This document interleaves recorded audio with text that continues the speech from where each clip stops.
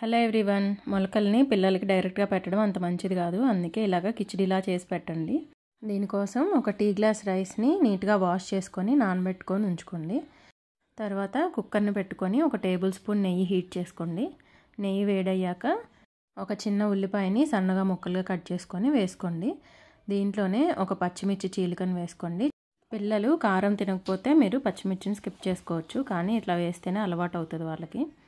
ఉల్లిపాయ పచ్చిమిరపకాయ వేగాక చిన్న టమాటాని సన్నగా ముక్కలుగా కట్ చేసుకొని వేసుకోండి. టమాటాను కూడా ఒకసారి కలుపుకొని బాగా మెత్తగా ఉడికించుకోండి.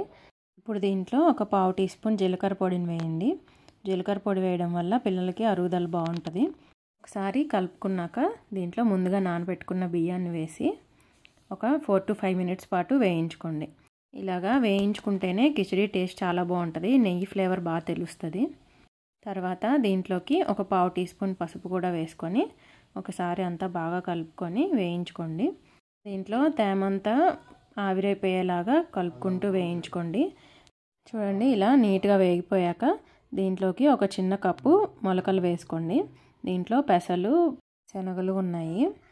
మొలకలు ఎక్కువసేపు తేమలో ఉండటం వలన ఎక్కువ బ్యాక్టీరియా గ్రో అయ్యే ఛాన్స్ ఉంటుంది, అందుకే పిల్లలకి డైరెక్ట్గా ఇవ్వడం అంత మంచిది కాదు. మనం కూడా ఫ్రెష్గా ఉన్న పెసలనే తింటే బెటరు. ఇప్పుడు దీంట్లోకి 3 glasses వాటర్ పోసుకొని రుచికి సరిపడా సాల్ట్ కూడా వేసుకొని ఒకసారి అంతా బాగా కలుపుకోండి. నేను స్టార్టింగ్లో పచ్చిమిర్చి వేసాను కదా, అవి డార్క్ గ్రీన్ పచ్చిమిర్చి, చాలా ఘాటు ఉంటాయి. అందుకనే కొంచెం సేపు వేయించాక ఇట్లా వాటర్ పోసాక ఆ పచ్చిమిర్చి ముక్కలన్నీ తీసేసాను. ఇప్పుడు కుక్కర్ మూత పెట్టుకొని విజిల్ కూడా పెట్టుకొని 2-3 విజిల్స్ వచ్చే వరకు ఉడికించుకోండి.